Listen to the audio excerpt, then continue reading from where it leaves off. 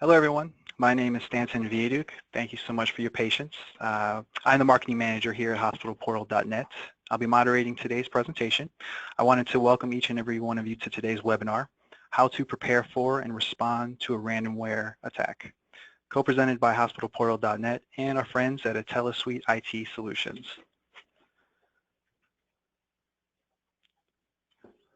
First, I wanted to mention, if you have a question anytime through today's webinar, to please use the question box at the bottom of the GoToWebinar control panel. We will answer all of your questions towards the end of the webinar. Well, we'll try to. If any questions are left, we will email you the answers. Also, we will have a short survey immediately following the webinar. We would appreciate any feedback you may have for us. Our webinar will be about 45 to 50 minutes today. Going over the agenda and goals, hospitalportal.net will focus on the non-technical aspects of how to use the intranet to educate, alert, train, and engage staff on being proactive with IT security to prevent ransomware attacks. IntelliSuite IT Solutions will focus on how to use a layered security approach to prevent ransomware attacks and what to do if a ransomware attack evades all security layers. A little bit about hospitalportal.net. We are a software development company located in Rolling Meadows, Illinois. We specialize in out-of-the-box healthcare intranets and policies, procedures, and management solutions. Our content management system has a built-in workflow capabilities with regulatory complaint audit trails, as well as interactive social engagement, content publishing, and emergency preparedness tools. We support over 150 daily users across 175 hospitals throughout the U.S., as well as large health networks like HCA, Cook County Health, NCH, and Central Med. I'd like to offer a warm welcome to our speakers today, Peter Ayedun, Albert Jerkovitz, and Anne LaFrancis. Peter is president and co-founder of IntelliSuite. He has over 20 years of experience in information technology. He specializes in Citrix and networking technologies. He has consulted for several hospitals, including Sutter Health, UIC Medical Center, LSU Medical Center, and other large organizations such as General Electric, U.S. Department of State, McDonald's, and Nike. Albert is the CEO of hospitalportal.net and a main architect of the hospitalportal.net intranet system. Over the past 15 years, Albert has been directly involved with over 100 hospital and healthcare organizations of all sizes throughout the United States, implementing effective internal communication and policy procedure management systems. Anne is the Director of Sales and Marketing at hospitalportal.net. She is responsible for spearheading the strategic sales and marketing vision for the company. With over 17 years of sales and marketing experience, Anne has spent a great deal of her career consulting and directing large-scale website design projects for a variety of industries. And she is a certified web professional with the International Webmasters Association. Additionally, Anne has assisted many companies with the technical development and go-to-market strategies for several web-based workflow application systems. With that, I will now turn it over to Anne to go over some non-IT aspects on preparation and response.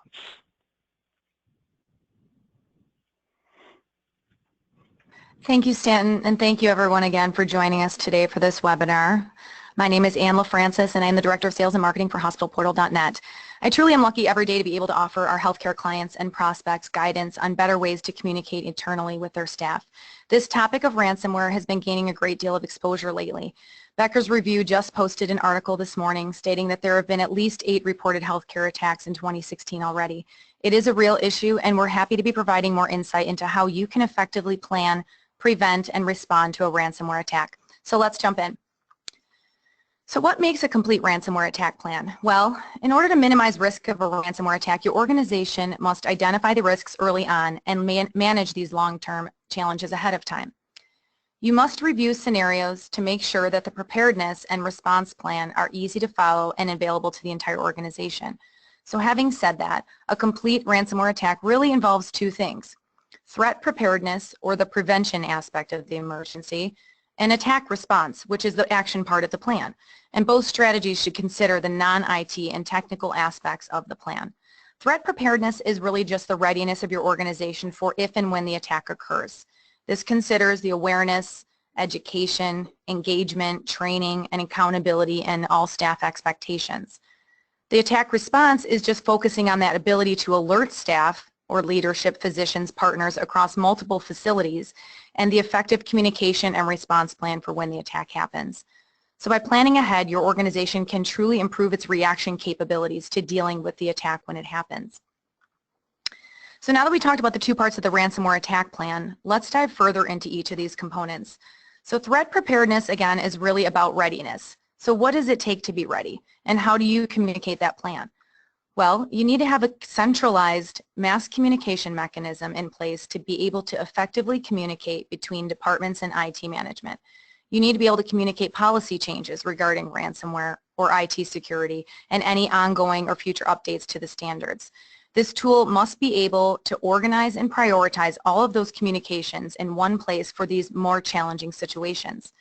And this mechanism should not only support the ability to distribute information, but it should allow for two-way communication between all staff and management. Also, this information that is shared here needs to be quickly and easily searchable, easy to access, and have a way to ensure that staff is understanding and reading the informational updates, so a way to ensure readership. And finally, connect to the community. It needs to be able to connect to the community or partners or other hospitals or agencies that you're working with, so you can put a plan in place in the event your organization needs to defer patients to another clinical facility during an attack.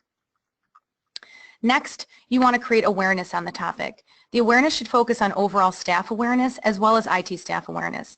By creating awareness ahead of time, you can provide the reassurance to your staff through announcements on how the organization's proceedings are prepared for such attack. This really does create a feeling of ease amongst your staff because it shows you're indeed prepared. Awareness shouldn't be just part of the planning. You should really have dedicated and ongoing updates on the topic as well. By creating this awareness about ransomware, you can reinforce the expectations and create a risk-conscious culture. And finally, provide ways to engage staff. You need to provide ongoing effective training classes and programs that are aimed at ransomware or IT topics. The prevention really starts with getting those staff and leadership and physicians thinking proactively. It's important that this type of tool is in place early on to create a culture of use so staff is familiar with finding emergency information when an attack happens. There should be a strategy to engage staff on the subject through such things as online forums maybe, or blogs on the topic where staff can comment or ask questions and interact with one another. Maybe even have a way for staff to submit samples of emails that they think might be suspicious and have IT comment on which ones are safe and which ones are not for all staff to see. Next, educate everyone and maintain accountability. This is important. So you have a plan you're putting in place. You have to make sure that everyone is accountable and you want to educate them constantly. So you want to make sure that you have something in place for proper employee education. So effective training programs that are aimed at ransomware. If it's not already part of your onboarding process, make IT security and ransomware part of the new hire training package. Maybe set up workflows to approve staff has read the materials. It's really important to train all staff equally. However, there should be some specific training for your IT employees, obviously, to make sure that they're proficient in what to do and expect and how to execute on the response plan. Then there should be some training for your PR and marketing departments so they can learn how to deal with the media coverage in the event of an attack. The risk of an attack truly expands beyond the organization's walls and network, and IntelliSuite will go through this in more detail, but a main contributor to these attacks is usually due to an uneducated staff. So by keeping the staff educated, your organization can create an aware and educated culture that might help prevent these attacks from happening in the future. And don't just stop there. You obviously want to have something in place for your vendors. Don't just train the staff. Train anyone that's going to be working within the organization. Put in place vendor security management. According to HIPAA, organizations must have compliant business associate agreements in place. So hold your vendors accountable as well. Give them maybe a separate login to your communication portal or create contracts that they must abide by and sign and then keep them somewhere in your policy management portal. Following that, publish important documents around IT security. So create a centralized access point to publish and access IT policies and procedures. Set up IT contact lists, the downtime procedures, emergency plans for the ransomware attack ahead of time, and then tag all of these documents with the keyword ransomware so the information is easily searchable. And then lastly is that accountability. Keep a program in place to keep your staff accountable. Track, monitor, and maintain these best practices protocols. Enforce HIPAA and ransomware policies and standards through well-publicized guidelines and make a staff attest to reading these policies. Conduct internal audits, maybe monitor and ensure staff has been updated all the time and that the most up-to-date information and training is available. And perform practice attacks if you can, what-if scenarios, and then maybe run contests for the staff that are participating. So now we're going to go ahead and launch a quick poll here. I'm going to pass it over to Stan and he's going to read the results. Please answer the best that you can. Thank you, Ann. I appreciate it. So the question today, first poll question is, how would you communicate to your staff of a ransomware attack? A, intranet, B, email, C, I don't know. And we have a good amount trickling in. Just give it a couple seconds here. Great, thank you so much. Appreciate everyone's participation. We have 35% intranet, 59% email, and 6%, that's okay, said I don't know. Go ahead and hand it right back to you, Ann. Great, thank you so much, Stan. Obviously, it's great to hear about the internets, but obviously the email, you know, again, important to have one communication system, and email is not necessarily the best route to take. So now that you have a plan, you have to follow it. So if an attack occurs, how are you going to manage the response efforts? Well, through communication and alerts. You must have a way to handle the emergency response quickly and alert the entire organization about the attack so that IT staff can act accordingly, and then the majority of the staff can react appropriately. Another strategy might be incident response team pages. So use these pages, which are similar to project collaboration team pages, where you can keep all IT staff and documents involved with the attack in one asynchronous team workspace. Ongoing updates. It's important to keep everyone in the know. So at the time of the attack, post timely resources or policies on the protocols for dealing with the emergency conditions, and then post updates about the status of the attack. This is always helpful for public relations and marketing, again, because it keeps them abreast of what is happening so they can manage any media response, which we know can worsen the situation. And then lastly, a way to manage your staff and resources during the attack. So have a means to manage all types of schedules in one location. If you're experiencing an attack or a threat in the organization, you might need to divide and conquer with your current workforce. So having an automated tool to manage these schedules really allows everyone within the department to see who's working and who can be added to the response. This helps prevent doubling up of staff or duplicate scheduling of staff members or even missing personnel. So now that we have all these useful tools, we must make sure we're maintaining control over the response. So this is, again, just more about the how-to resources. Launch or post action sheets for all staff to follow, not just IT. Activate your chain of command and ransomware-specific IT contact lists and make them easily accessible. Track, monitor, and report. This is really the proactive technical planning throughout the attack, but use a ticket tracking system to track, monitor, and report outstanding tasks and resolved ones, and all support tickets created by IT teams and staff that have been compromised by the attack. Create that transparency through the organization by allowing staff to see the tickets and the progress on resolving them and the designated chain of command that's handling issues.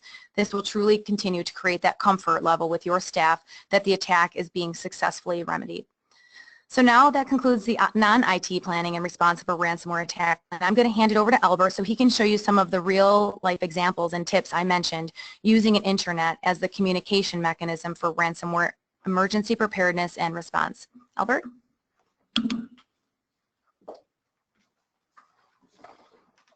Thank you, Ann.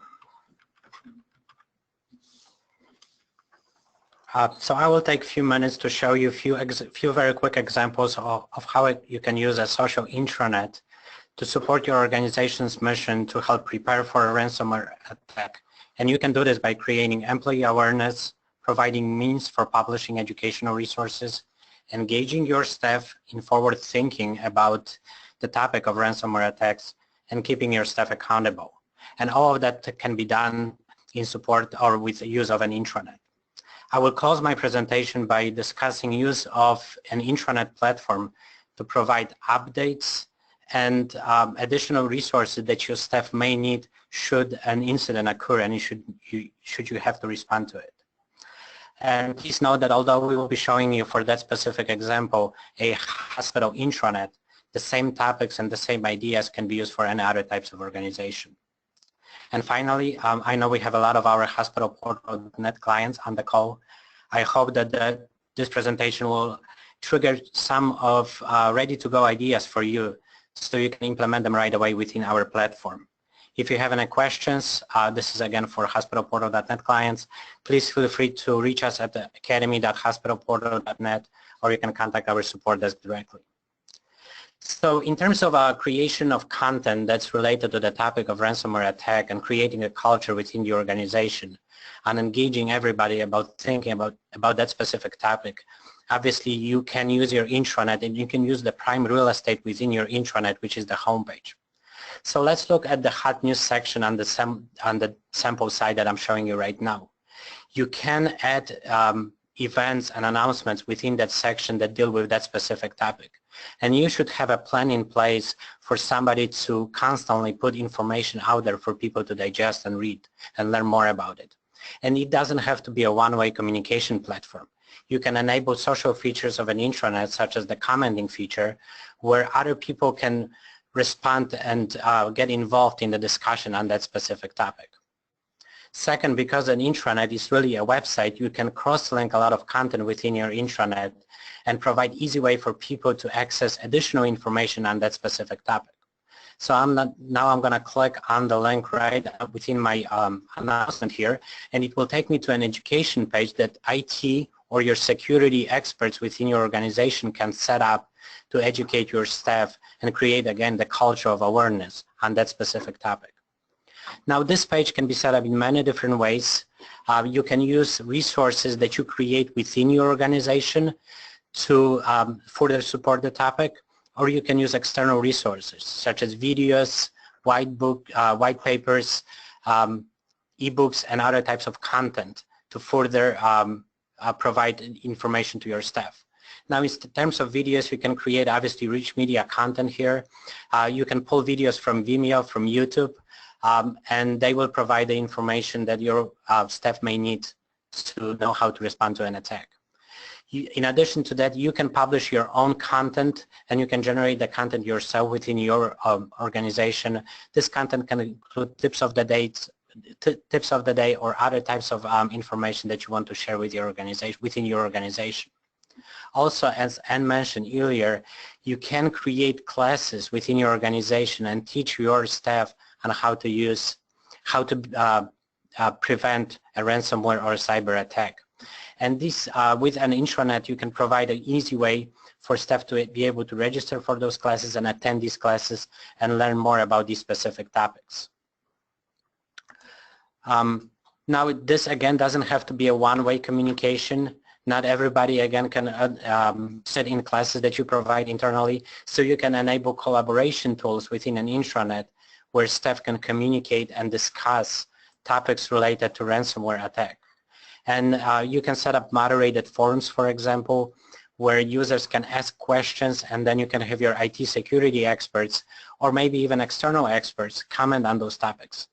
The great thing about forums is that this knowledge stays within the organization, and even though this may not be something that a person may be interested right now, it may come back in the future should an event like this happen. And also from within these pages, you can create quick links to other resources within your intranet, within your organization that provides additional information on dealing with ransomware attacks. Those could be quick links to related policies. Those could be HIPAA policies, IT security policies, and so on. So now, finally, we talked a little bit about the policies, and Anne mentioned policies and procedures as a big part of the emergency preparedness process. Within your intranet, you typically host a lot of policies and procedures, and again, those can include HIPAA policies, IT security policies.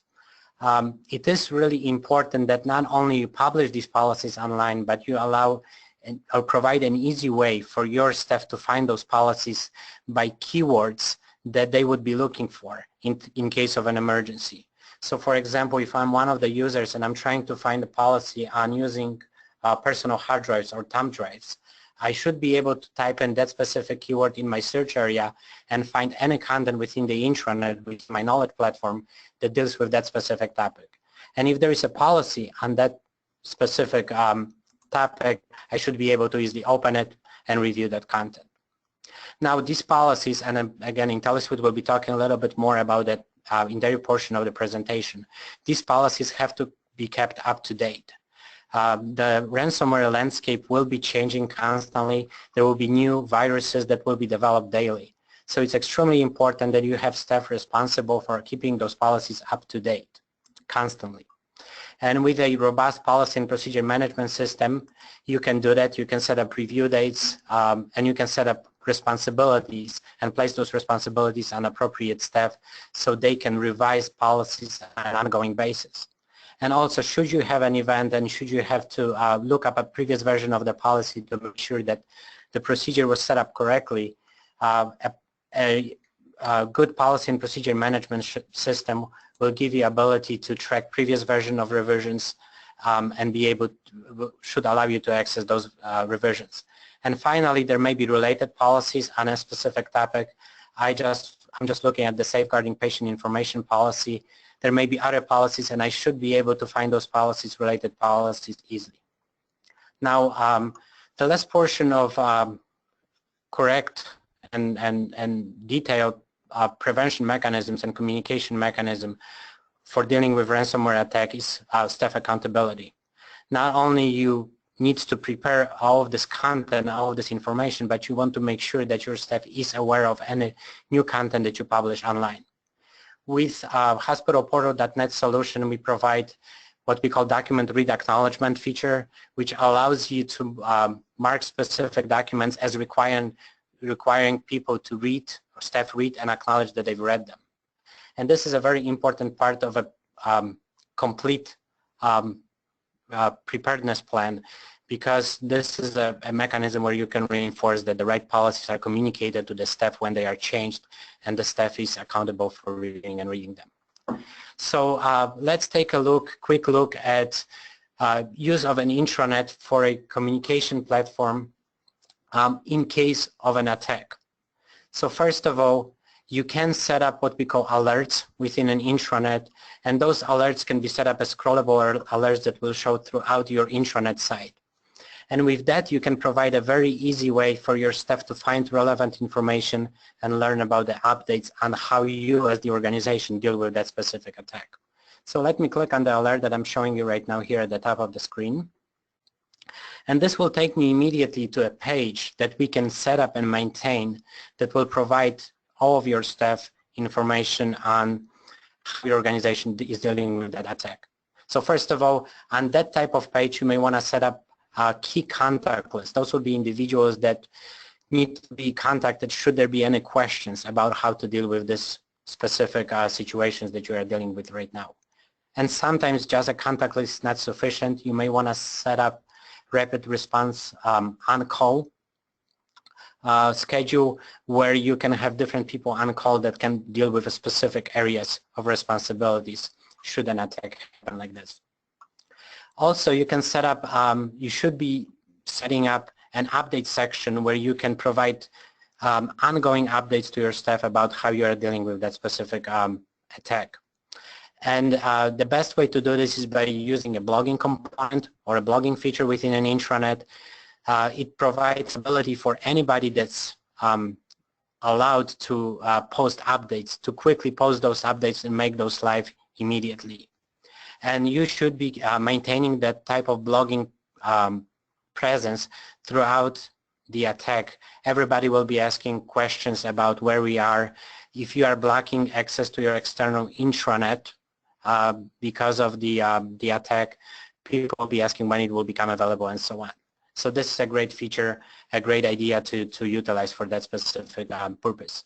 And finally, you can utilize the update page for providing your staff ability to submit tickets. If somebody encounters a situation that may be related to that specific attack. Maybe they want to submit a ticket directly to IT and have IT be responsible for addressing that ticket.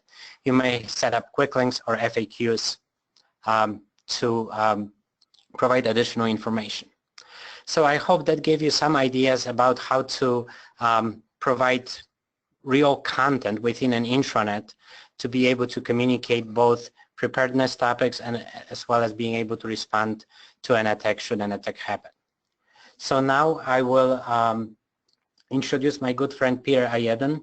Peter will discuss in depth some of the technical aspects of leveraging technology to prevent ransomware attacks and best practices for responding to one. Peter? Thank you very much, Albert, for the introduction. And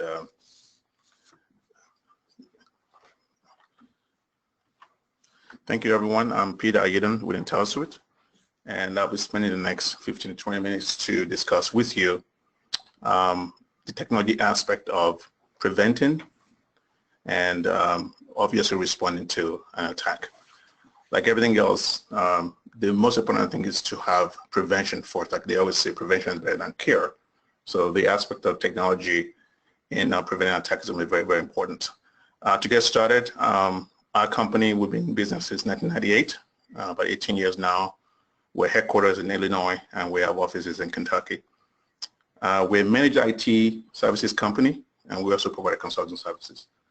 So for managed IT, we provide staff augmentation to organizations that have no IT on staff at all. And in some cases, we are for smaller hospitals that have one or two IT people, and maybe they can't keep up with everything. And then more importantly, we also provide switches consulting services to large healthcare institutions across the US. Over 80% of our clients are in healthcare at this point. As a result, we become very adept at healthcare IT and obviously helping them with HIPAA compliance. Switches consulting services is a cornerstone of what we do because almost every hospital that uses clinical software, they end up using Citrix for them, so we become very adept. We've been a partner of Citrix for 17 years. And in our history, we've consulted for large organizations including Sutter Health, LSU Medical Center, University of Chicago, Rush Presbyterian, and several other institutions as well. So before I launch into the technical aspect of my presentation, we have a poll question. I'm going to turn over quickly to Stan. Stan, go ahead. Thank you, Peter. So yes, we have a poll question up. If you experience a ransomware attack today, are you confident that you could restore your system within 24 hours? Yes or no? Just give it a couple of seconds here, and I appreciate everyone's participation. Thank you very much. And we have a 76% that says no, 24% that says yes. So I'm going to go ahead and pass it back over to Peter. Thank you very much, Stan. I do understand that probably on this call there are some technical folks as well as maybe people that are not very technical, mostly business people. So I would tailor my presentation to address both audiences. To get started on how to prevent attacks using technology, I'm going to go over an overview of ransomware, what it is, why people do it, and what's the whole point of it. And obviously I'll go into how you can leverage multiple layers of security to thwart will-be attackers. And should they succeed, we hope they never succeed, but should they succeed, we're going to talk about how you can use your technology to actually respond to the attack as well, including using a communication plan that Albert and already discussed.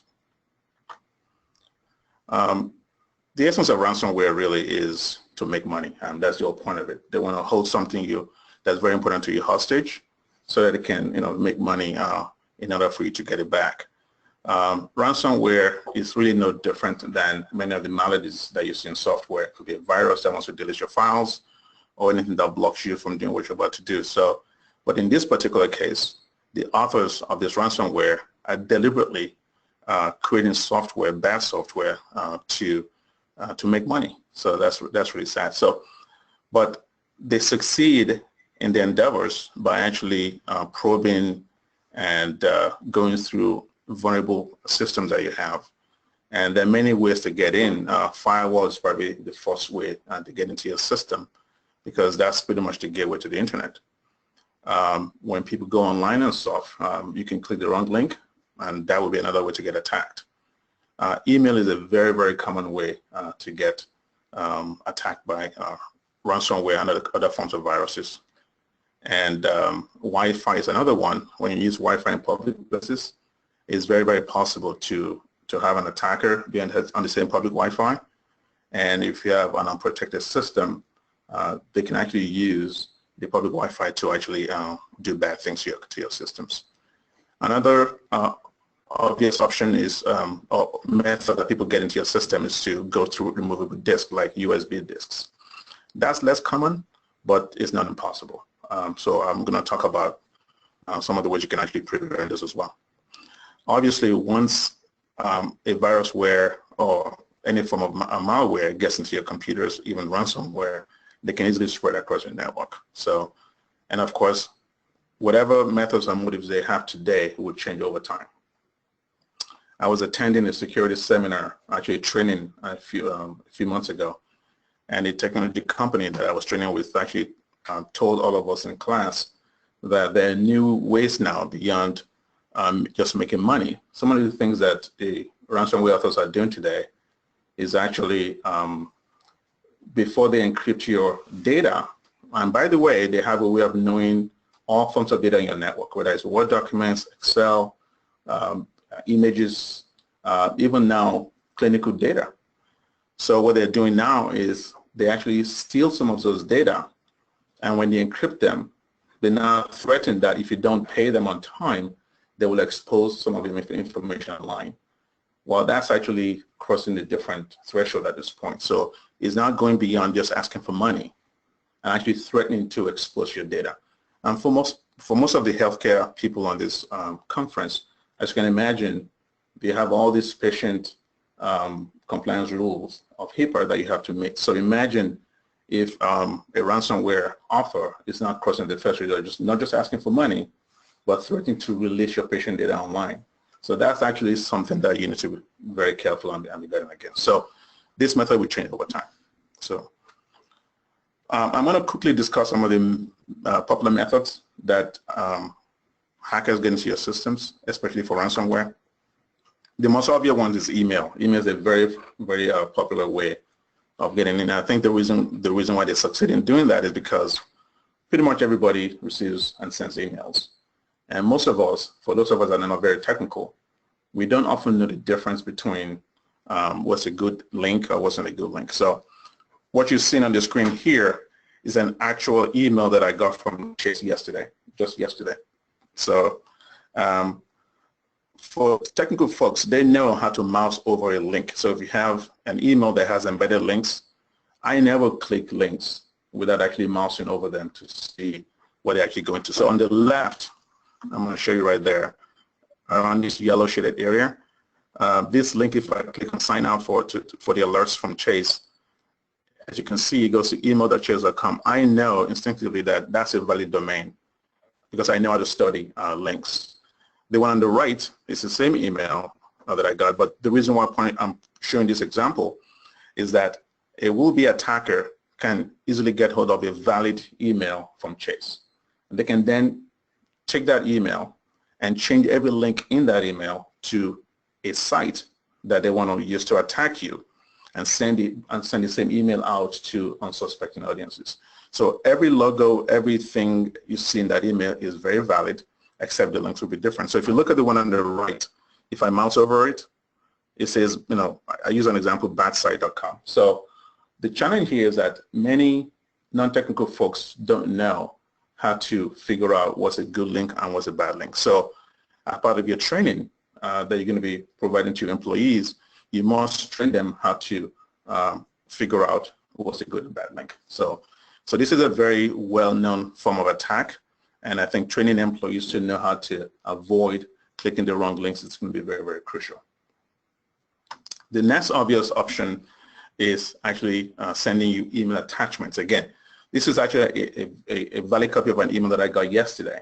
It came yesterday, although If you look at the date, they said it was sent on 3/10, but I only got it yesterday. Maybe they're sending millions out and it took many days to get to me, but this is instructive. Now this one is from American Express. They say, I'm made to believe it's from American Express.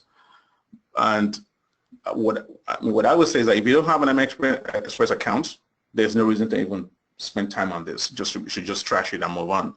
I happen to have one, so then I noticed the email is coming from sales@coolheartcomfort.ca. I mean, so I knew instinctively that's not from American Express. So it has an attachment for me to click on, and obviously I'm not going to click it. So I guess the lesson here is that if you're receiving emails from sources that you don't do business with, like a bank that you don't have an account with, why even open attachment from them? You shouldn't be doing that. But in this particular case, what I did was, there's a website that I'm going to be talking about in my presentation here is owned by Google. It's called virustotal.com.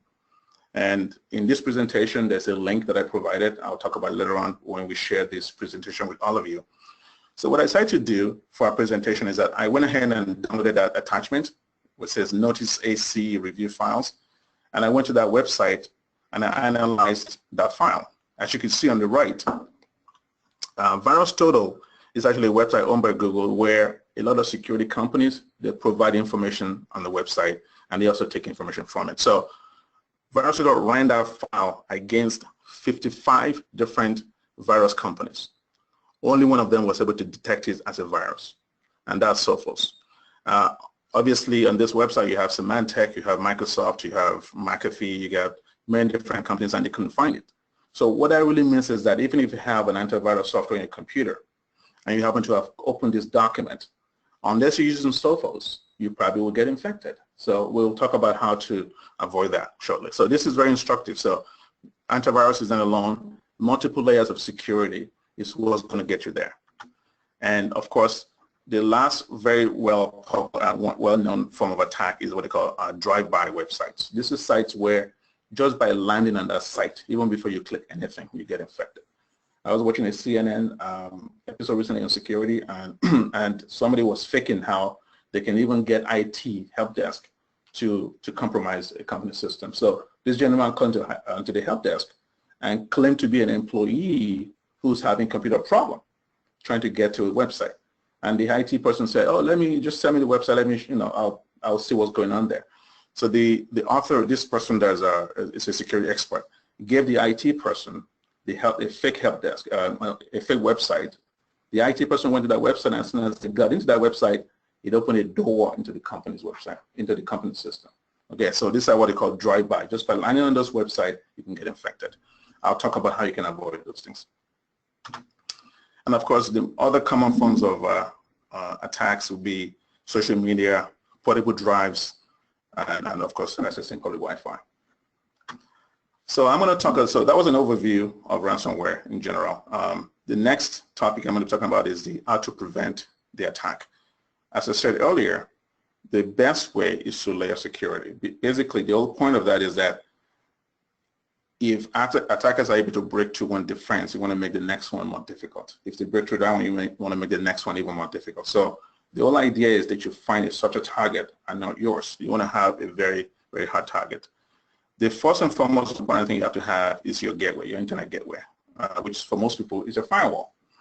So there's a new breed of firewalls appliances out there. I think they've been around over the last 3 or 4 years. They're referred to as next generation firewall. They're very different from the conventional firewall in that they have many things going for them. The first and foremost is the threat analysis and detection. And what that really does is, as data stream is coming through your firewall, this breed of firewalls are able to actually look at the data stream and reference an ever-changing database to see whether all the packet stream contains URLs that are bad. So VirusTotal, for example, has a bunch of URL that are bad, have been reported as bad. So these kind of firewalls can actually look through the data stream and see whether those URLs are within the data stream and segment or actually block those data stream from coming in. They can also actually look at behaviors of a user. So this kind of firewalls typically will have an understanding of who the users are in the network. And the way that works is that each IP address or each laptop or the user using the laptop, they kind of know the behavior of that person. So for example, if the person normally goes to certain websites and all of a sudden on a particular day they're going to a website they haven't been to before, and so you can use a lot of information including threat analysis and the behavior of the user to determine if an attack is in the works. So this kind of firewalls can actually block attacks and report to IT what's going on. And then they also have application firewall, and the importance of the application firewall is that for those people that are technical on this call, you already know that email goes through SMTP port 25, web is 80 or 443, and RDP session is 3389. Well, if other traffic is coming through your network through different ports, those kind of firewall can actually know where they are regardless of what ports they use. So what that really means is that if an attacker is trying to use a different ports to get into your system, or an infected system trying to use an unknown port to go out to the internet, they know, this kind of firewalls will know what's going on and block them. And of course, intrusion prevention is another thing that this kind of firewalls do have. Antivirus inspection, meaning that when emails are coming through your firewall, this kind of firewalls can actually look at the packet stream and determine if an attachment has a virus in it, and obviously block those emails as well, even before they get into your systems. Of course, any such firewall will have web filtering, meaning that they can actually determine sites that are bad based on a database, non-database, and of course, attack filtering as well. Let me also mention something very crucial that these kind of firewalls have. It's called geolocation blocking. The importance of geolocation blocking is that if you're an organization and you don't do business in a certain part of the world, for example, let's say you're a hospital and most of your customers or patients or people you interact with are within North America, for example, other than email, what are the chances that anybody will be trying to get to your network from, say, Eastern Europe, for example? Or what are the chances that anybody in your company should be going out to a website in Eastern Europe? If you know that you don't have any such need, you can actually implement geoblocking in your firewall to block any site or anybody coming from those parts of the world, or you can block your computers from going to any part of the world that is including your GeoIP. So that's actually a very, very good feature that you can turn on your firewalls. The next thing is device control.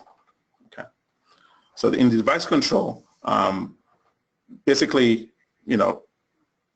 today, even though viruses and ransomware spread primarily through emails, attachments, and links and stuff in the web, they can exploit in the future removable drives. So for example, people bringing in USB to the office that are not sanctioned, you can use device control as a way to block those kind of devices, or make sure that you can even run antivirus on them to make sure they're actually clean before they attach to the system. And you can do the same for different input and output ports on your system. So device control is a very good feature of how to prevent attacks. And by the way, for healthcare organizations, you have another reason to have this because of HIPAA violations. So you don't want employees copying data they shouldn't be copying to devices. You can leverage device control to actually prevent this kind of data leak. And of course, very popular, everybody uses this as antivirus. And the way antiviruses work, we all know it works by understanding a list of people, a list of locations, files, URLs that's considered bad. And of course, in order for that to function very well, you have to keep them up to date. You have to do regular scan. And in order for it to be efficient, everybody in the organization must have antivirus system. The challenge, as I just showed earlier with the attachment I got yesterday, is that antivirus they work based on knowing where the threat is coming from. So they don't know how to respond very well to unknown threats. So an example would be just like you have the door to your house open, only allow people that are not on the police record to come into your house. But the challenge is, if that's the only way you measure what's good and bad, you won't be able to catch new criminals, for example. So that's the reason why antivirus is a good measure to have, but it's not sufficient on itself. It's the reason why today, even though we have antivirus, we still get infected. So the next thing I'm about to talk about is one very effective way to actually stop viruses dead in their tracks. This is an area of prevention that's emerging. It's been emerging for the last 3 or 4 years. is now becoming more rampant. Gartner Group actually is one of the organizations that actually does a lot of security and technology studies for organizations.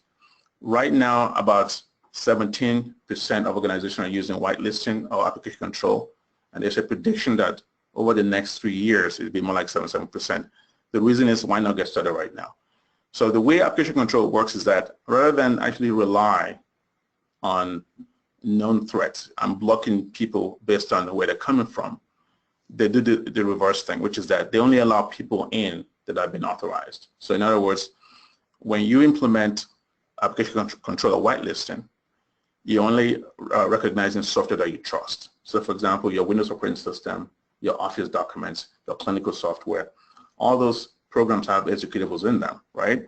So a very effective whitelisting application control solution will be able to kind of inventory your entire system, determine what's good and what's bad by layering antivirus with it, and then it will separate things that are bad and only focus on things that are good and actually allow those to run in your system. So in so doing, you never really have to worry about threats that are unknown today. So because like I said, the authors of viruses, they're changing every day. They come up with new ways, new methods of attack, and if you have a whitelisting solution in place, you shouldn't care. So if you can have a virus in your system and they still won't be able to execute. And by the way, for those who are very technical, they probably understand, one of the questions you'll be asking is, how would they know? What if a virus attacker actually renames or comes with a file name that is very similar to what you have in the system? Like winword.exe, for example, is the executable that runs Microsoft Word. What if an attacker comes in with a file name that's very similar? Well, application control systems can detect that because when they whitelist the good winword.exe, they know what they call a thumbprint, almost like a signature. So every executable has a signature to it. So, and there's no way for the attacker to be able to mimic the same signature. So that's kind of how to block it. So you should never have to worry about an attacker trying to have the same file name. It still won't work. So for that to work, obviously, you have to have everybody in the organization having that control on the system. Because if you have a machine that's unprotected, let's say you have 100 machines on your network, and you decide to implement a whitelisting solution, and you have one unprotected machine, well then you're leaving yourself very vulnerable to that attack. So I've listed there at the bottom of the page other noteworthy tools. Microsoft App Locker.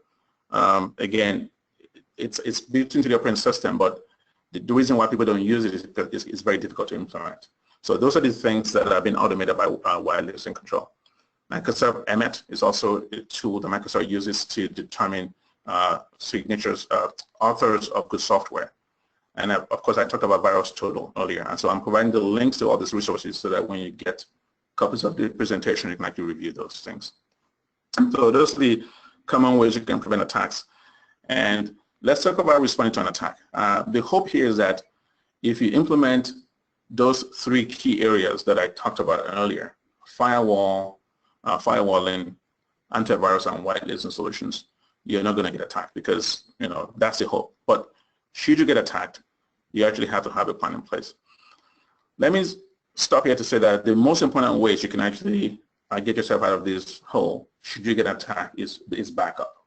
The reason why I say that is because, think about it, if you put the best defenses up and you still get attacked or you get infected by that, you only have one sure way to get back to business, which is backup. Paying the ransom is an obvious way to get out of it, but you hope you never have to do that. And I think as far as backup goes, I would mention that there's a well-known plan today that you should be always called 3-2-1 plan for backup. And the 3-2-1 plan for backup says that your data must exist in 3 places. Okay, that's how to make sure you have effective backup in place. 2 of those places must be the live data you're using on your system and your on-site backup. Remember, 2 of those places must be local to you, the data itself that you're using and the backup that is on-site. And then 1 means a copy of that data must be off-site. So that's the 3-2-1 plan. And of course, any of your backup must be encrypted as well. So if you follow those plans, which is 2 copies on-site, 1 off-site, you'll be fine. And so if you have an attack, obviously the first thing you want to do is communication, right? You want to communicate with your employees and your IT folks and your vendors. And you can leverage some of the technology that Albert talked about earlier to provide an effective communication. And obviously the next thing after you communicate what's going on to your employee base might be shutting down the system, might be taking the system off the network, is to begin the cleanup process. And that could involve unplugging systems and disabling them from the network. Engaging IT, your help desk or your technology provider for cleanup. It should also involve your technical vendors. Your antivirus companies must be informed as well.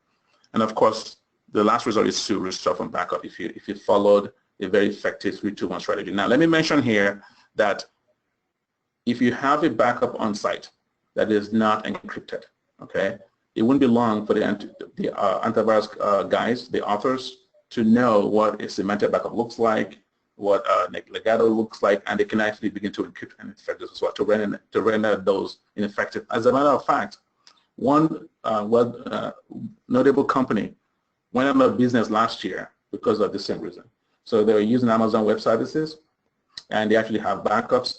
They kept their backup on the same network, and they were not encrypted. So when the hackers decided to attack them, not only did they delete all their files, they also deleted all the backups and they didn't have any offsite.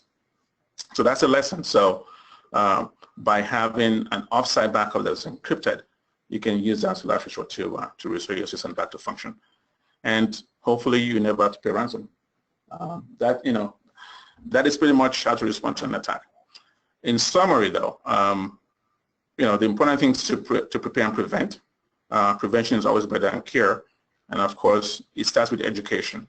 Because at the end of the day, the reason why attacks become successful is because of human nature. We're human beings that we're the ones they're after. So by having ourselves educated and spreading the word to our end users, we can prevent attacks. Everything actually starts and stops with us, actually. And of course, technology can help, and it has to be multi-layered, like I explained earlier.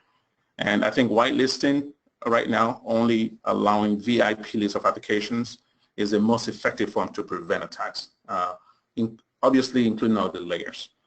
And we hope that by following these 3 key areas, you'll be very successful in preventing those attacks.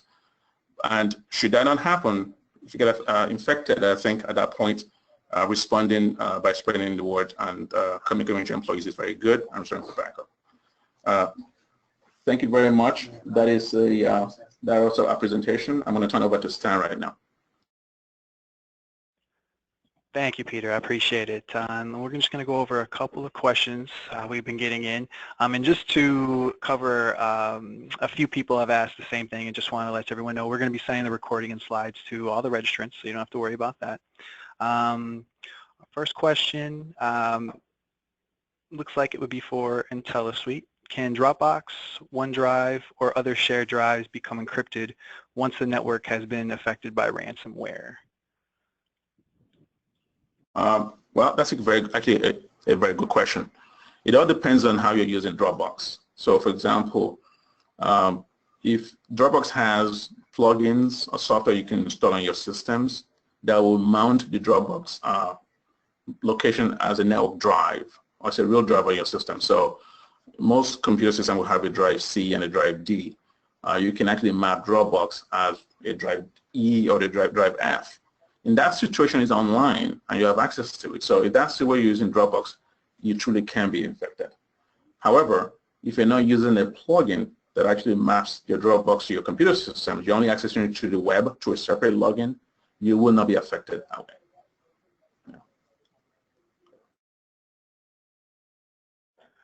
Thank you so much, Peter. And we have a second question. Let's go ahead and read it. The example you showed us was a hospital intranet. Do you work with non-hospital clients? So I'm going to go ahead and assume for hospitalportal.net. Let me go ahead and hand that over to Ann. Okay. Thank you, Stanton. Yes, we definitely do. We work with specialized clinics, again, acute care hospitals, critical access hospitals, and other healthcare organizations, healthcare insurance companies.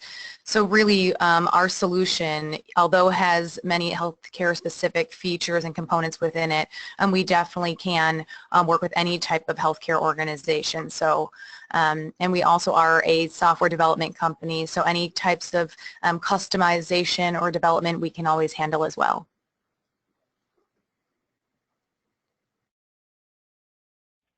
Thank you, Ann. Appreciate it. And we got time for just one more question. We go ahead and, with so many people working remotely, how can you protect your network from vulnerabilities? Go ahead and pass that one over to Peter.